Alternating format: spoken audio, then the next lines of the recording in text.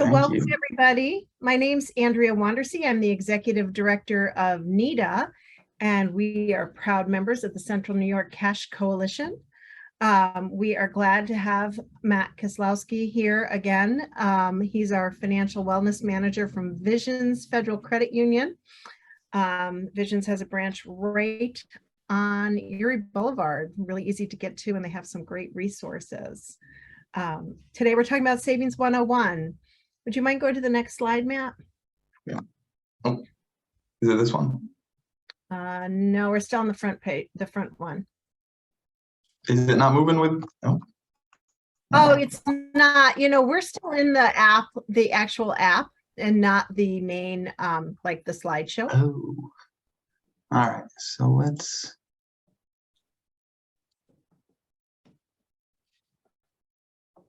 Well, he's pulling that up. Did that help at all? That's perfect. Yeah.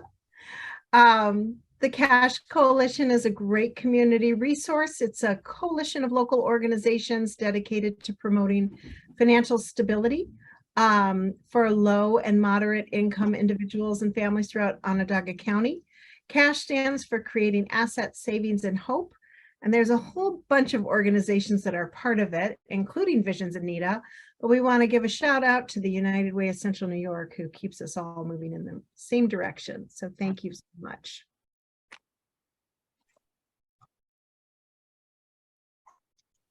Okay, there we go.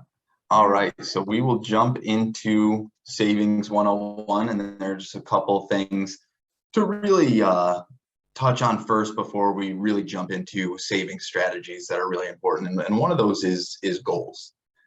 So saying, I'm going to go ahead and save money is an awesome thing to set your mind to.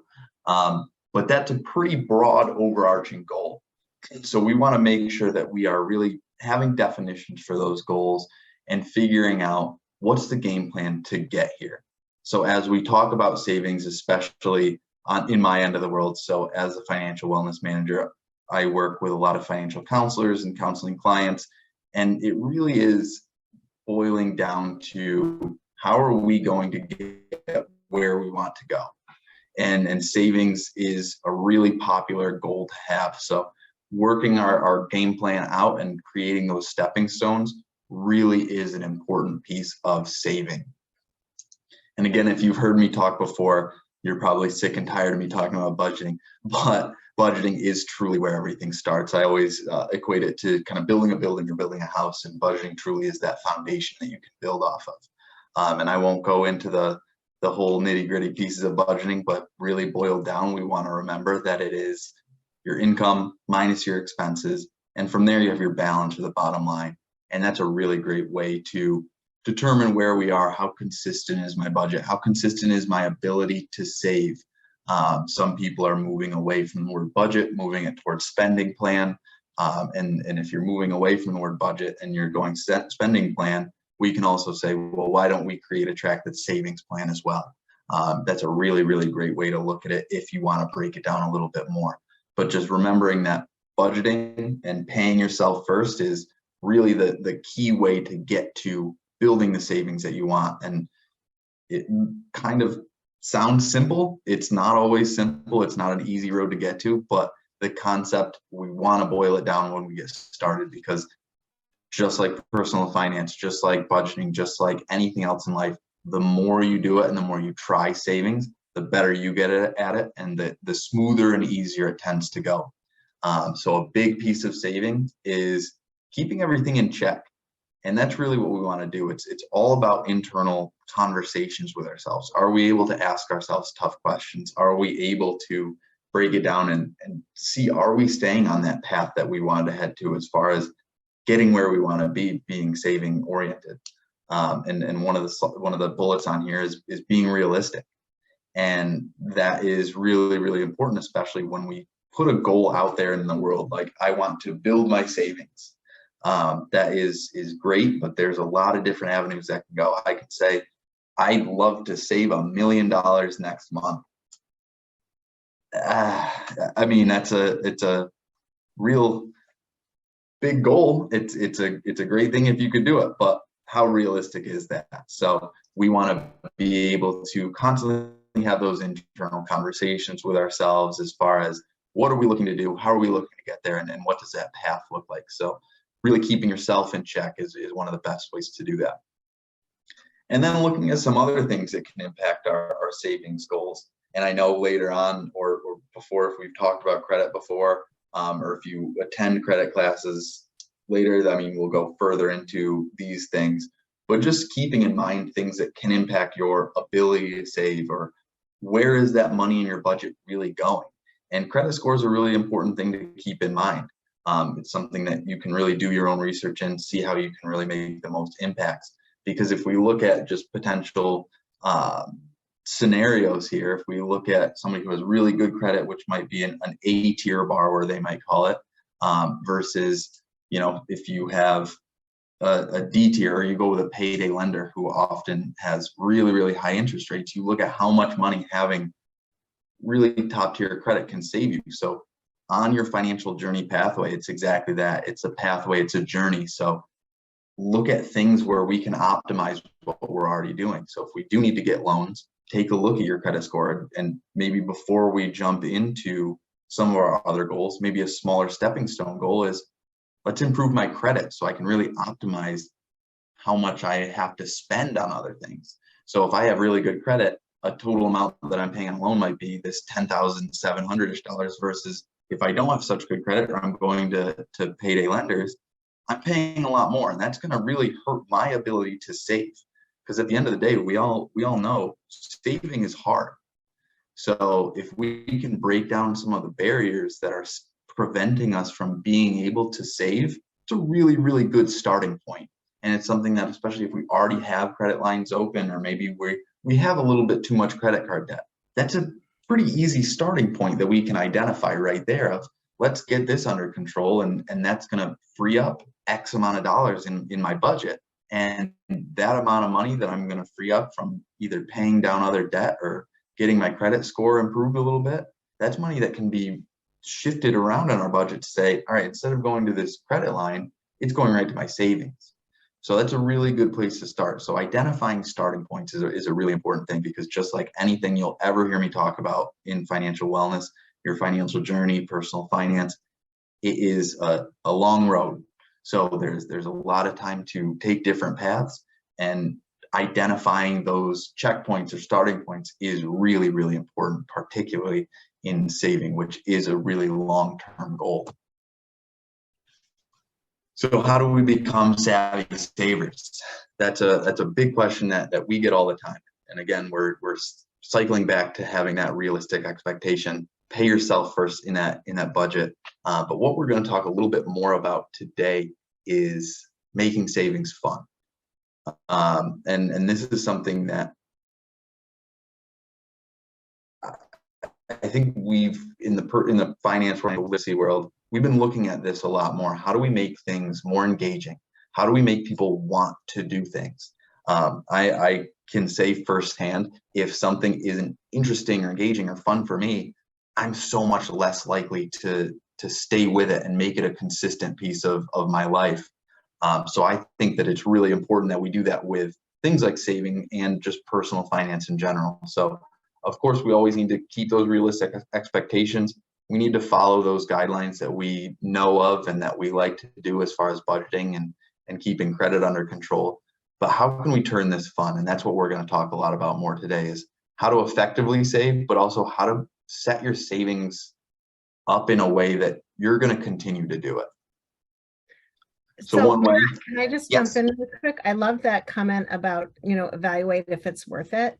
One of the things I've just started doing recently is I figured out what's my hourly rate at work, right? And if I take that hourly rate, I mean, we all kind of know our hourly rate at work, but if I take that hourly rate and I say on my take home pay, not my gross, but my actual take home pay.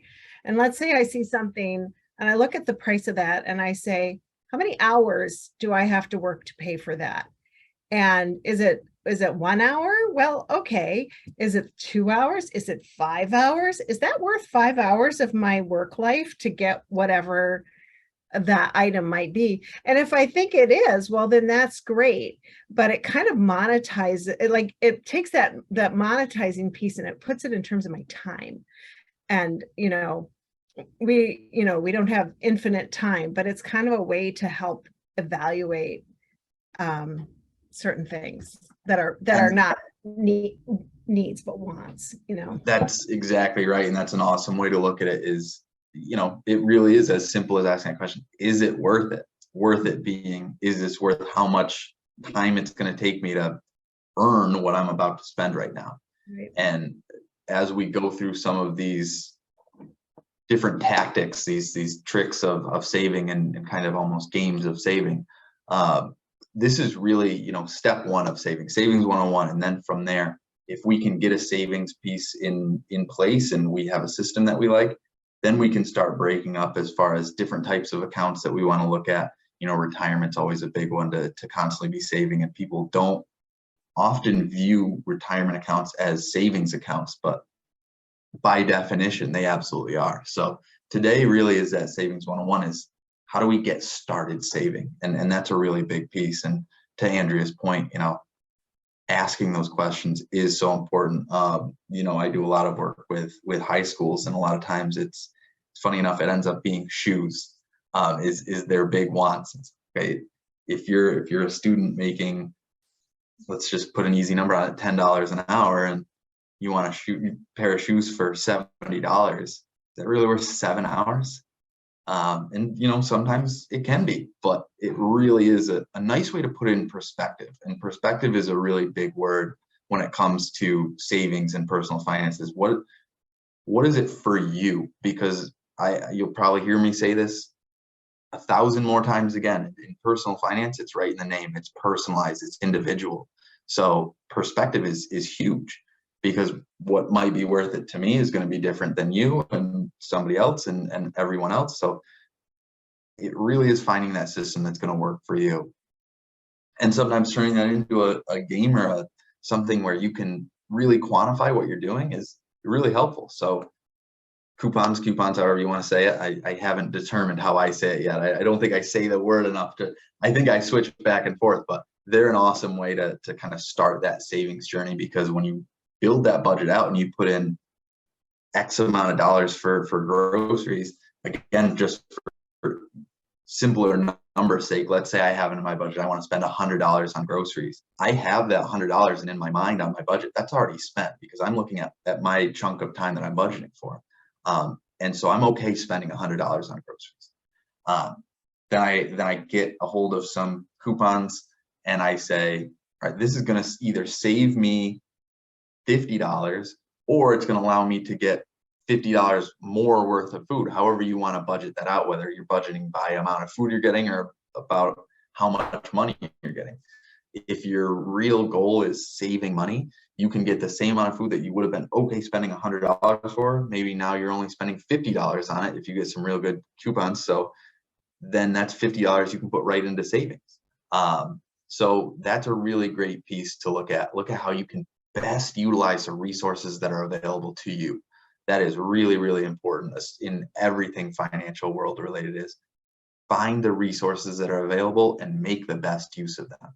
So that's really something to look into, and everybody has their own system as far as couponing goes. And that it really is up to you on how far you go into it. I know some people who will go really extreme and they end up spending 14 cents on something that should cost them $100. And then there are some people that just use it when they can and it saves them money and they're happy. So really up to you as far as how deep you like to dive into that. And then my personal favorites are different savings challenges. And this is something that really helps me personally continue saving and continue doing this, because when there's an element of a challenge to it, it really keeps me involved, keeps me engaged, keeps me doing it. So there are a bunch of different things. And again, this is a system where Google can be your best friend. You can hop on Google savings challenges and find one that interests you. And I have a few coming up that I'll run through, but it's a great starting point for building some of that cushion of savings. So the first one that I always like is the 52-week challenge. And this one, I've seen people do it right through. I've seen people do it from starting point down. I kind of like starting at the 52 and working my way down, but I know people that just take 1, 2, 3, but it's every week of the year, try and save whatever week that is, save that much money. So week 1, I'm saving $1. Week 2, I'm saving $2. Week 3, I'm saving $3. And it's just building that habit of savings, putting some money aside to save. The reason I personally like starting backwards and work my way down is it gets easier as the year goes on. So you're putting aside less and less as the year goes on. So week 1, start with $52, set that aside, and then go down from there. And at the end of the year, if you just were to put that into a shoebox or something, that's going to be $1,378. So if you're able to do that, that's a really, really nice way to start that savings and make it a habit. And even if you can't hit every if you're single not week, able to, you could do a variation. Like you could do a exactly. variation if you really can't do, yeah, that's a great strategy. Exactly, because at the end of the day, even if it averages out to being $10 a week, that's $520 at the end of the year. And I don't know anybody that wouldn't say, I don't know what to do with $500 extra at the end of the year. That just doesn't exist in my world as far as people saying that. So it's just a nice way. And again, it's tweaking these systems that are going to work for you in that different way. Another one is a 100 envelope challenge. And this is another one that if you can do this, this is fantastic. If you need to tweak this or do different variations of this, that's a big one. Just you're numbering envelopes 1 to 100. I've seen people do 1 to 26. So they do it every other week. I've seen people do it in many different ways. If they just do 5, 5, 5, 5, 5, and they throw some other variations in there. The idea is you have 100 envelopes, you randomize them every week. You pull a random envelope, and that number, that's how much money you put in it. So it's easy to say 1 to 100, and if you do 100 and 1 to 100, you're going to end up with $5,050. That's a lot, and that's something that I think that they start with 100 just to show this is one system and tweak it from there. Normally, I see people do it where they have generally I see 26, so they can do it every other week, and they go 1, 2, 5, 10, and they kind of keep it in that ballpark, and they just have a different number. So maybe most of them say 2 on them, a lot say 1, and there are a few 10s, few 5s in there, and they randomly pull one every other week, and then they put $2 away. Because again, if you save $10 for 26 weeks, that's $260. And it's just a starting point. That's really what it is. It's making savings a priority and trying to figure out a system that's going to almost at first force you to do it until it becomes a habit. So that's really what we're looking for here. One of my favorites and one of the easier ones is loose change. Find a jar, find a big jug. And if you're buying one-off things, and this is one where I always like to say, if you're dealing with wants. So this is something where sometimes I'll do a few months of this where I'm strictly going to buy my morning coffee with cash. And then any change that I get from that, toss it into a jar. And it just allows you to one, have a visual of how much you're saving and building that up. But it's also, again, creating that habit. And it's going to be, one, it's going to be impactful because you're going to get a significant chunk of money. But also, two, it kind of keeps you in check as far as how much money am I really spending on wants. If I go a month and my jar starts to fill up, I'm thinking, boy, maybe I'm buying coffee too much. And that's going to allow me to readjust and reevaluate my budget and really see what I'm choosing to spend my money on. And that can both, one, get me some extra change that's going to build up and be a savings cushion for me, but it's also going to help me readjust my budget and say, I need to spend less so I can save more. So that's a nice one for this. I also like a variation of this, which is never spend a $1 bill again. Only spend fives or up, and then anytime you get change, if you get $1 bills, put them aside for as long as you can and see how much that can stack up for a month or 2 weeks, and see if you can not spend $1 bills for an extended period of time. And then at the end of that period of time, go ahead and take a look at how many $1 bills you were able to accumulate. But it's little things like that that will snowball into saving more and more money. So tips and tricks at the end of the day for savings, it's creating that budget. Budget.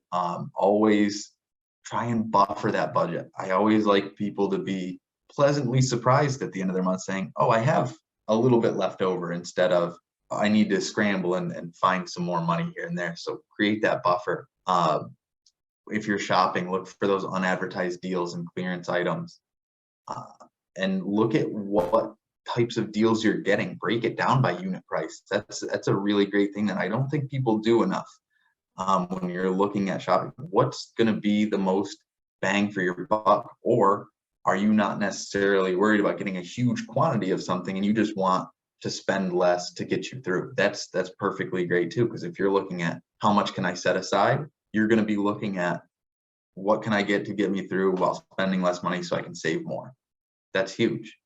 And then big one, don't be brand loyal when you're shopping. That's massive. You're going to save a lot of money if you're not, I need this one thing. If there's another thing out there that's less, a big thing that this comes into play is things like Advil. You get ibuprofen. It's the same thing. If you read the back of them, the active ingredients are the same. So doing that research, taking that little extra step to read what's really going into the things, is that going to save you some money?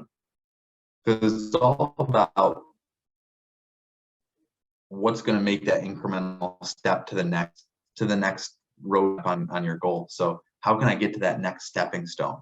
And when you're talking about savings, we also really need to keep in mind, how am I spending less? Spending less can lead to saving more, which can lead to being able to make more significant savings and really grow that. But it's all about finding the systems that work for you. And I know we're just about at time, so I'll open it up to questions. Those were just a few savings little game things, challenges, but there are a ton out there. Do your research and find one that's going to work for you and fits right into your lifestyle. Matt, we had a question if you were aware of any apps that might help with a lot of the ladies here with me don't use cash. So they wondered if you had any apps that might assist them in this. So on the education side, or just kind of on the growing side, I know one that's the savings is that Acorn. I've never actually personally used that, but I have heard good things about it. It has that kind of roundup function for savings, and it allows you to grow savings there. On the education side of things, we partner with Zogo, who's a financial literacy app. So they're really education module based, but they have some really great tools as far as, savings tricks and how to build that budget and how to really improve savings habits. Okay, and that's an app that they can download? Yeah. Awesome. Thank you. And on our website too, we do have a lot of, calculators that can show, oh, this is what savings looks like. And if they are Visions members, we have some tools on our apps that can help with that savings aspect as well.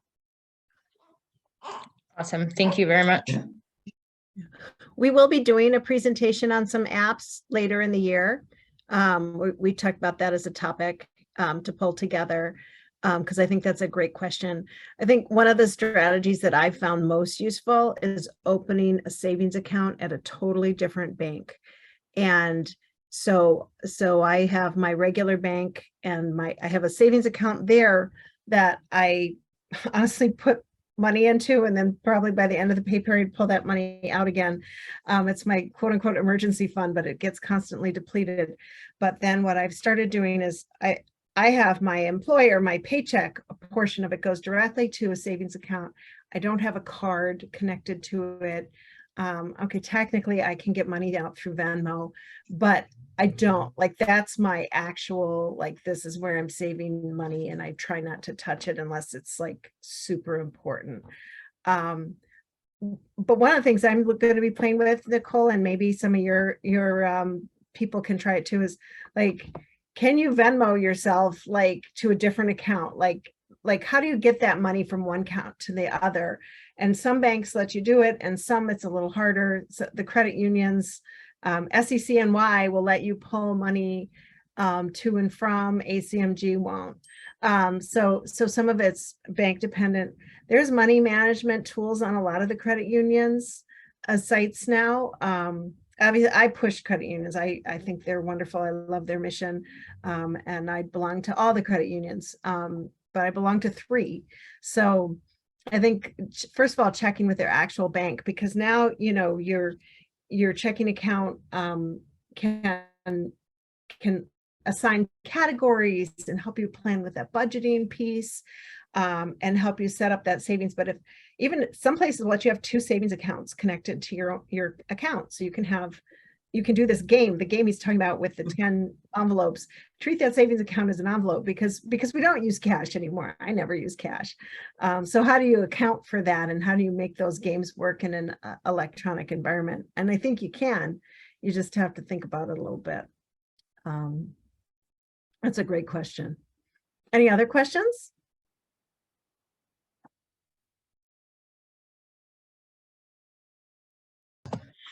Matt, does Visions have a free checking account, or do they only have ones that have fees? No, we do. We do, I believe, have free checking accounts. It's just, as far as standard goes, most places, yeah, I always make the comment, if you've found a bad account you've been searching for, it's 2020. I can't tell you off the top of my head all the kind of things that run down as far as Visions go, but yeah, we have a lot of different options that go there. And I know we always run programs for if you're a new member, you give you $25 for opening up an account, using coupons that you can find on our site.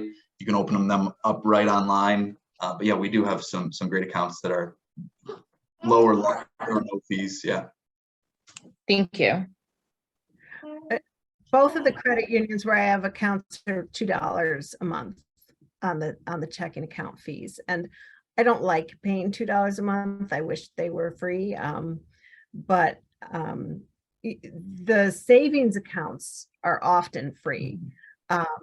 And so one strategy might be to use Venmo to pay for things, or your credit card to pay for things, and pay it off with Venmo, and use Venmo as that pass-through, or Cash App or whatever. I'm not as cool as some of the people out there. I don't use Cash App, but to connect them to a savings account instead of a checking account, and skip the checking account.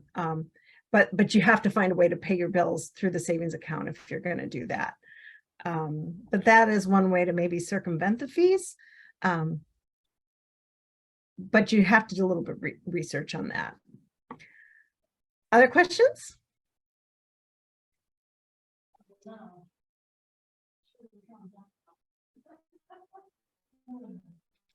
And for Nicole's team, we're working to bring someone in to come work with you guys, someone from the Financial Empowerment Center. Nicole, I'll be in touch on that. In the meantime, yeah, absolutely. It's a great resource. Anyone from Onondaga County can call and make an appointment with a personal financial empowerment counselor. They're free resource, and go over some of these issues with you. Next week, we will be talking about HEAP. I always reserve the right to change at the last minute if I need to, but that's the plan. And again, it'll be Wednesday at noon, and we'll look forward to seeing everyone. Matt, thank you so much. I really appreciate you showing up for us today. Anytime at all. That's great. Thank you, guys. Thanks.